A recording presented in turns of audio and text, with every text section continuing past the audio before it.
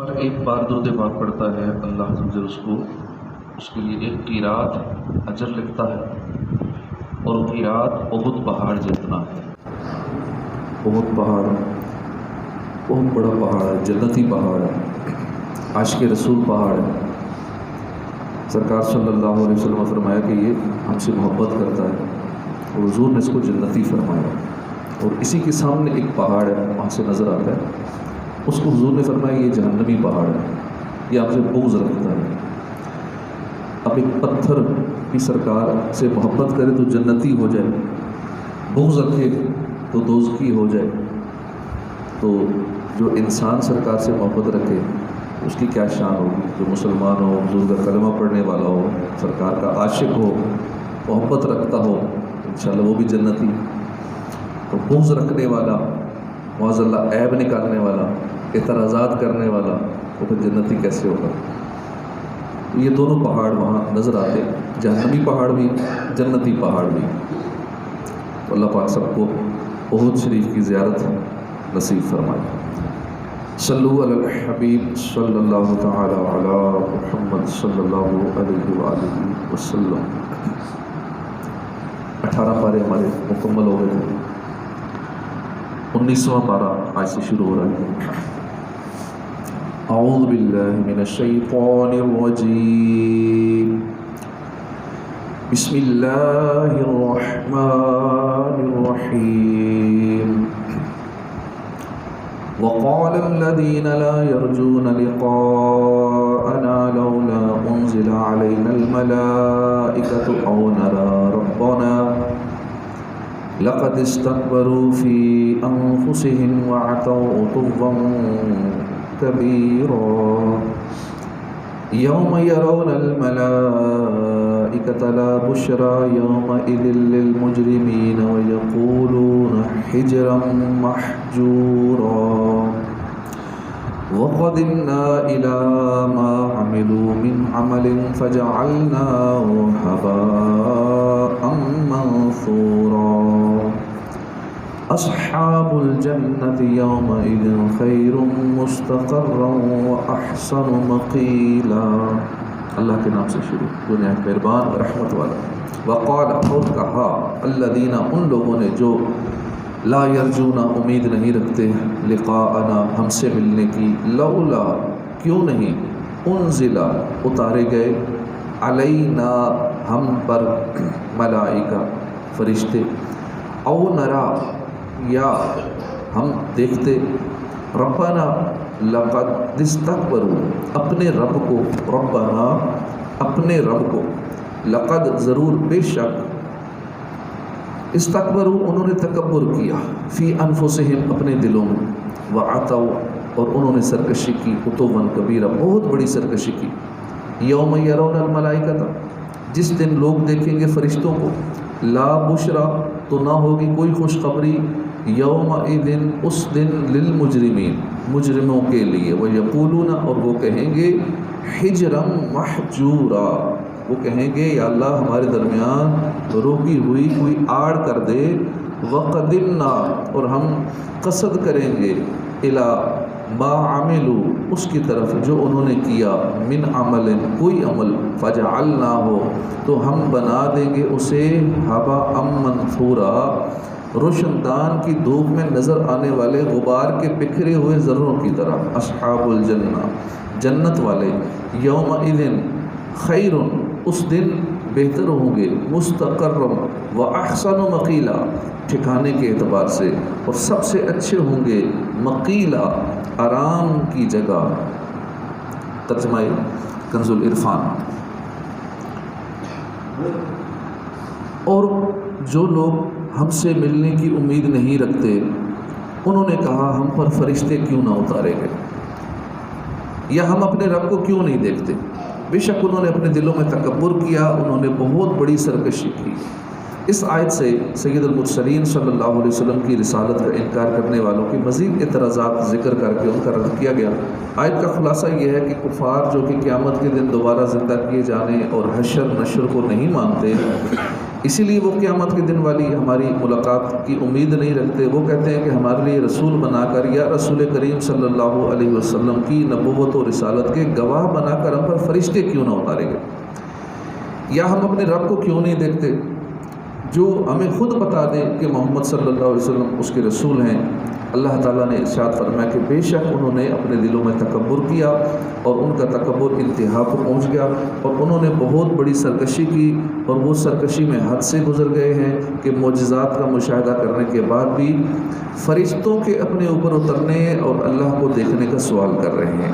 یوم یرون الملائکہ لا بشرا، یاد کرو جس دن لوگ فرشتوں کو دیکھیں گے تو اس دن مجرموں کے لیے کوئی خوشخبری نہ ہوگی، اور وہ کہیں گے یا اللہ ہمارے درمیان کوئی روکی ہوئی آڑ کر دے.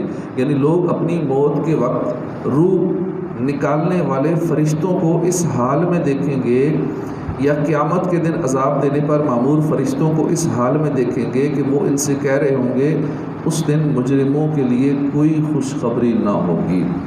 کہ فرشتے نظر تو آ ہی جائیں گے، جب روح نکلنے کا وقت ہوتا ہے اس ٹائم سب کچھ نظر آ جائے گا، لیکن پھر اس وقت کوئی فائدہ نہیں دے گا. یاد رہے کہ اس آیت میں مجرموں سے مراد کفار ہیں.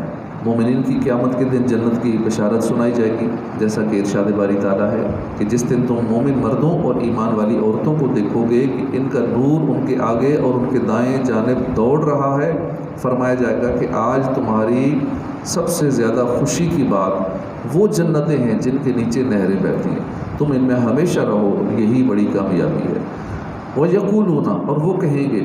اس آیت کی ایک تفسیر یہ ہے کہ قیامت کے دن کفار جب فرشتوں کو دیکھیں گے تو وہ فرشتوں سے پناہ چاہتے ہوئے کہیں گے اے اللہ ہمارے اور ان فرشتوں کے درمیان کوئی روکی ہوئی آڑ کر دے. دوسری تفسیر یہ ہے کہ حضرت عبداللہ بن عباس نے فرمایا کہ فرشتے ان کفار سے کہیں گے کہ مومن کے سوا کسی کے لیے جنت میں داخل ہونا حلال نہیں، تو کافروں اور جنت کے درمیان روکی ہوئی آڑ ہے. اس لیے وہ دن کفار کے لیے انتہائی حسرت اور ندامت اور رنج و غم کا دن ہوگا. وَقَدِمْنَا إِلَىٰ مَا عَمِلُوا مِنْ عَمَلٍ فَجَعَلْنَاهُ هَبَاءً مَنْثُورًا، اور انہوں نے جو عمل کیا ہوگا ہم اس کی طرف قصد کر کے باریک غبار کے بکھرے ہوئے ذروں کی طرح بنا دیں گے جو روشندان کی دھوپ میں نظر آتے ہیں.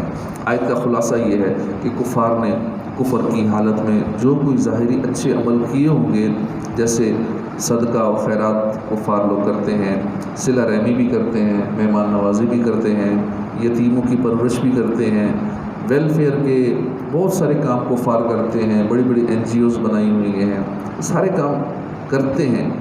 اللہ تعالیٰ ان کی طرف قصد کر کے روشندان کی دھوپ میں نظر آنے والے باریک غبار کے بکھرے ہوئے ذروں کی طرح ان کے سارے اعمال کو بے وقت کر دیتا.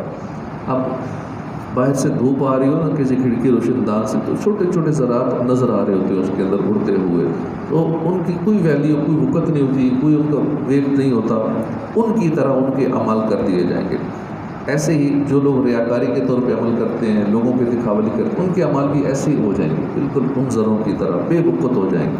مراد یہ ہے کہ وہ اعمال باطل کر دیے جائیں گے، ان کا کچھ ثمرہ اور کوئی فائدہ نہ ہوگا، کیونکہ اعمال کی مقبولیت کے لیے ایمان شرط ہے اور وہ انہیں میسر نہ تھا. اس آیت میں قیامت کے دن کفار کے اعمال باطل ہونے کا ذکر کیا گیا، جبکہ احادیث میں بعض ایسے مومنین کا ذکر بھی کیا گیا جن کے اعمال قیامت کے دن بے وقت کر دیے جائیں گے. چنانچہ اس سلسلے میں یہاں دو احادیث ملاحظہ ہوں. حضرت ثوبان رضی اللہ عنہ سے روایت ہے، حضور صلی اللہ علیہ وسلم نے فرمایا میں اپنی امت میں سے ان لوگوں کو جانتا ہوں کہ جب وہ قیامت کے دن آئیں گے تو ان کی نیکیاں تہامہ کے پہاڑوں کی طرح ہوں گی، لیکن اللہ تعالیٰ انہیں روشندان سے نظر آنے والے غبار کے بکھرے ہوئے ذروں کی طرح بے وقت کر دے گا. حضرت ثوبان نے عرض کی یا رسول اللہ ہمارے سامنے ان لوگوں کا صاف صاف حال بیان فرما دیجیے تاکہ ہم جانتے ہوں، ان لوگوں میں شریک نہ ہو جائیں.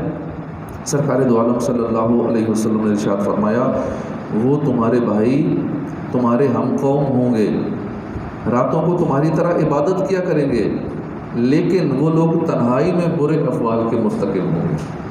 لوگوں کے سامنے بڑے نیک ہوں گے لیکن تنہائی میں گناہ کریں گے، رب کی نافرمانیاں کریں گے. اسی طرح جو لوگ اللہ کی راہ میں دکھانے کے لیے کروڑوں روپے لگا دیتے ہیں ان کا سب کچھ ضائع کر دیا جاتا ہے، لیکن اللہ کی رضا کے لیے 10 روپے بھی ڈالنے والا اس کا بیڑا پار ہو جاتا ہے۔ کئی لوگ جمعے کی جھولی میں اگر کوئی جھولی لگانے والا محلے کا معزز آدمی جس کے سارے حیا کرتے ہوں وہ ہو جائے تو بڑے نوٹ ڈالیں گے۔ عام کسی بندے کو کر دیں جس کو نہ کچھ جانتے ہوں تو پھر وہ اپنی مرضی سے 10 روپے ڈالیں گے۔ جب بالکل وہ باہر کا بندہ جو نہیں جانتا کہ ہاں یہ پتہ نہیں کہاں کا کس علاقے کا آگے جھولی لگانے والا تو پھر اس حساب سے ڈالیں گے، یعنی بندے کو دیکھ کے چندہ ڈالیں گے۔ اب بندے کو دکھانے کے لیے دینا، یہ کئی بار تجربہ کیا ہے چندہ کرنے والوں نے بھی کہ عجیب کیفیت ہوتی ہے۔ آپ بڑے نوٹ ڈالیں گے بندے کو دیکھ کے، چھوٹے نوٹ ڈالیں گے اسی حساب سے۔ تو اللہ کی رضا کے لیے کم دیں زیادہ دیں، بندے کو دیکھ کے نہ دیں۔ جب دینا اللہ کی رضا کے لیے تو پھر اس میں دکھاوا گیا۔ تو ایسوں کے اعمال اسی طرح ان ذروں کی طرح بے وقت کر دیے جائیں گے۔ حضرت ابو حذیفہ رضی اللہ تعالیٰ کے آزاد کردہ غلام حضرت سالم رضی اللہ عنہ فرماتے ہیں رسول اللہ صلی اللہ علیہ وسلم نے فرمایا قیامت کے دن کچھ لوگ ایسے آئیں گے کہ ان کے پاس تہامہ پہاڑوں کے برابر نیکیاں ہوں گی، یہاں تک کہ جب انہیں لایا جائے گا تو اللہ تعالیٰ ان کے اعمال کو روشن دان سے نظر آنے والے غبار کے بکھرے ہوئے ذروں کی طرح بے وقت کر دے گا، پھر انہیں جہنم میں ڈال دے گا۔ حضرت سالم نے عرض کی یا رسول اللہ میرے ماں باپ آپ پر قربان ہو جائیں، ہمیں ان لوگوں کا حال بتا دیجیے۔ فرمایا یہ وہ لوگ ہیں جو نماز پڑھتے ہوں گے، روزے رکھتے ہوں گے، نیند سے بیدار ہو کر راتوں کو قیام کرتے ہوں گے، تہجد ہی پڑھتے ہوں گے، لیکن جب ان کے سامنے کوئی حرام چیز پیش کی جائے گی تو وہ اس پر کود پڑتے ہوں گے۔ تو اللہ تعالیٰ ان کے اعمال باطل فرماتے ہیں۔ اللہ تعالیٰ ہمیں اپنی اصلاح کرنے، قیامت کے دن اعمال باطل ہو جانے والوں میں شامل ہونے سے محفوظ فرمائے۔ کئی لوگ نماز پڑھتے ہیں، تہجد پڑھتے ہیں، نیک اعمال کرتے ہیں، ذکر و اذکار کثرت سے کرتے ہیں، بظاہر لوگ بھی ان کو نیک سمجھتے ہیں، لیکن ساتھ وہ گناہ بھی کر رہے ہوتے ہیں۔ اب کون سے گناہ؟ بڑے بڑے گناہ نہیں کہ وہ بدکاری کریں، کیونکہ بدکاری کریں گے تو لوگ کہیں گے یہ تو بڑا نیک آدمی ہے، یہ فلاں گناہ کر رہا ہے۔ اچھا کوئی اور اس طرح کا گناہ نہیں کریں گے بظاہر جس کو لوگ برا سمجھتے ہو، ہاں یہ کر رہے ہوں گے، اس کی غیبت کر دی، اس کے خلاف بول دیا، اور ایسے ثابت کر رہے ہوں گے میں جو بول رہا ہوں سچ بول رہا ہوں، باقی یہ بندہ ٹھیک نہیں ہو۔ بھائی سچ ہی تو غیبت ہوتی ہے، اگر جھوٹ ہو وہ تو الزام تراشی ہو گئی۔ سچ ہی بولنا کسی کے خلاف کہ فلاں ایسا ہے فلاں ایسا ہے، ادھر ہی نماز پڑھیں گے اور اپنے ہی نمازیوں کے خلاف اس کے خلاف بات، اس کے خلاف بات، اس کے خلاف بات کہ میں سچ کہہ رہا ہوں وہ ہے ہی ایسا۔ سچ کہہ رہے ہو اسی کو تو غیبت کہتے ہیں، یہی تو کبیرہ گناہ ہے کہ جہنم میں جائے گا غیبت کرنے والا، جہنم کا کتا ہوگا، جہنم کا بندر ہوگا، اتنی وعیدیں سنائی گئی ہیں۔ تو شیطان اس طریقے سے اعمال ضائع کروا دیتا ہے، بندہ بظاہر بڑا نیک لگ رہا ہوتا ہے اور عبادت گزار بھی ہوتا ہے، لوگوں کو بھی عبادت پہ لگا رہا ہوتا ہے، لوگ بڑا نیک سمجھ رہے ہوتے ہیں، لیکن شیطان ایسے وار کر کے اس کے سارے زندگی کے اعمال کو ضائع کروا رہا ہوتا ہے کہ پتہ بھی نہیں چلتا۔ اس لیے ہمیں بڑا محتاط رہنا ہے، نیکیاں کرنی بھی ہیں، نیکیاں بچانی بھی ہیں، کیوں ایسا نہ ہو جائے جیسا کہ ہم نے حدیثوں میں سنا کہ نیکیاں کر کے ہم سمجھ رہے ہوں کہ بڑے اعمال بھیجیں آگے جائیں تو سارے غبار کی طرح کر دیے جائیں۔ اس لیے نیکیوں کو بچانا کرنا بھی ٹھیک ہے، ایک اہم کام ہے، لیکن نیکیوں کو بچا کے رکھنا بھی ایک اہم ترین کام ہے۔ اللہ ہمیں اپنی اصلاح کرنے کی توفیق عطا فرمائے۔ اصحاب الجنت یومئذ خیر مستقرا واحسن مقیلا، جنت والے اس دن ٹھکانے کے اعتبار سے بہتر اور آرام کے اعتبار سے سب سے اچھے ہوں گے۔ اس سے پہلی آیت میں کفار کے کامل خسارے اور مکمل طور پر ناکامی کا ذکر کیا گیا۔ اب اس آیت میں قیامت کے دن اہل جنت پر ہونے والے انعامات کا ذکر کر کے یہ بتایا گیا کہ اخروی کامیابی صرف اللہ کی اطاعت کرنے میں ہے۔ اللہ کی اطاعت چھوڑ کے اگر کوئی چاہتا ہے کہ کامیابی ملے تو اسے کامیابی نہیں ملے گی۔ ٹھیک ہے دنیا میں بظاہر وہ شاید عہدہ حاصل کر لے، دولت حاصل کر لے، امیر ترین بن جائے، دنیا کا سب سے امیر انسان بن جائے، لیکن کامیاب نہیں ہے۔ کامیاب وہی ہے جس کی آخرت بھی اچھی ہوگی، جو جنت میں چلا گیا وہ اصل میں کامیاب ہے، اور وہ کامیابی ملتی ہے اللہ کی اطاعت کرنے سے۔ اللہ کی نافرمانی کر کے، حرام کا پیسہ کما کے، سود کا پیسہ کما کے، غلط کاموں میں پڑ کے امیر تو ہو گیا، منصب بھی حاصل کر لیا، لیکن وہ کامیاب نہیں ہے۔ کامیاب وہی ہے جس نے رب کی اطاعت کی، جس نے اللہ کو راضی کر لیا۔ آیت کا خلاصہ یہ ہے کہ جنت والے یعنی مومنین قیامت کے دن ان مغرور، متکبر مشرکوں کے مقابلے میں ٹھکانے کے اعتبار سے بہتر اور آرام کے اعتبار سے سب سے اچھے ہوں گے۔ وَيَوْمَ تَشَقَّقُ السَّمَاءُ بِالْغَمَامِ وَنُزِّلَ الْمَلَائِكَةُ تَنزِيلًا، اور جس دن آسمان بادلوں سمیت پھٹ جائے گا اور فرشتے پوری طرح اتارے جائیں گے۔ حضرت عبداللہ بن عباس رضی اللہ عنہ فرماتے ہیں جب قیامت قائم ہوگی تو اس دن پہلے جو ہے آسمان دنیا پھٹے گا۔ پہلا آسمان جو ہمیں نظر آتا ہے بظاہر یہ پہلا آسمان ہے جس میں یہ سارا سسٹم ہے، تمام نظام شمسی ہے، سولر سسٹم ہے، سپر سولر سسٹم ہے، یہ سارے نظام، یہ سارا کچھ پہلے آسمان میں ہے۔ پہلا آسمان پھٹے گا سب سے پہلے، اور وہاں کے رہنے والے فرشتے زمین پر اتریں گے، اور ان کی تعداد زمین کے جن و انس سب سے زیادہ ہوگی۔ پھر دوسرا آسمان پھٹے گا، وہاں کے رہنے والے فرشتے اتریں گے، وہ آسمانیں دنیا کے رہنے والوں سے اور جن و انس سب سے زیادہ ہوں گے، یعنی جو آسمان کی مخلوق تھی اس سے بھی زیادہ دوسرے آسمان والے ہوں گے۔ اسی طرح آسمان پھٹتے جائیں گے، ہر آسمان والوں کی تعداد اپنے ماتحتوں سے زیادہ ہوگی، یہاں تک کہ 7واں آسمان پھٹے گا، پھر کروبین یعنی فرشتوں کے سردار اتریں گے، پھر عرش اٹھانے والے فرشتے اتریں گے۔ الملک یومئذ الحق للرحمن وکان یوما علی الکافرین عسیرا، اس دن سچی بادشاہی رحمان کی ہوگی اور کافروں پر وہ بڑا سخت دن ہوگا، یعنی قیامت کے دن سچی بادشاہی رحمان کی ہوگی، اور اس دن اللہ تعالیٰ کے علاوہ کوئی بادشاہ نہ ہوگا، اور وہ دن کافروں پر بڑا سخت ہوگا، انتہائی شدید ہوگا۔ علامہ علی بن محمد خازن رحمۃ اللہ علیہ فرماتے ہیں اس آیت سے ثابت ہوا کہ اللہ تعالیٰ کے فضل سے قیامت کا دن مسلمانوں پر آسان ہوگا۔ احادیث میں بھی قیامت کا دن مسلمانوں پر آسان ہونے کے بارے میں بیان کیا گیا، چنانچہ یہاں اس سے متعلق 2 احادیث ملاحظہ ہوں۔ حضرت ابو سعید خدری رضی اللہ عنہ سے روایت ہے، رسول اللہ صلی اللہ علیہ وسلم کی بارگاہ میں عرض کی گئی کہ قیامت کا دن 50,000 سال کی مقدار کے برابر ہوگا، تو یہ دن کتنا طویل ہوگا؟ نبی کریم صلی اللہ علیہ وسلم نے فرمایا اس ذات کی قسم جس کے قبضہ قدرت میں میری جان ہے،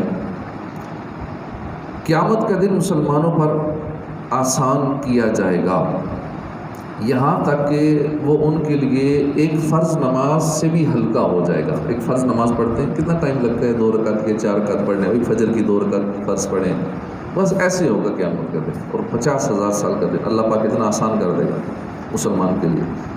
حضرت ابو ہریرہ رضی اللہ عنہ سے روایت ہے، حضور اقدس صلی اللہ علیہ وسلم نے فرمایا قیامت کے دن لوگ سب جہانوں کے رب کے حضور اس دن کے نصف تک کھڑے ہوں گے، آدھے دن تک کھڑے ہوں گے، جس کی مقدار 50,000 سال ہے۔ مسلمانوں کے لیے وہ دن اتنا آسان گزرے گا جتنا وقت سورج کے غروب کی طرف مائل ہونے سے لے کر سورج کے غروب ہونے تک وقت لگتا ہے۔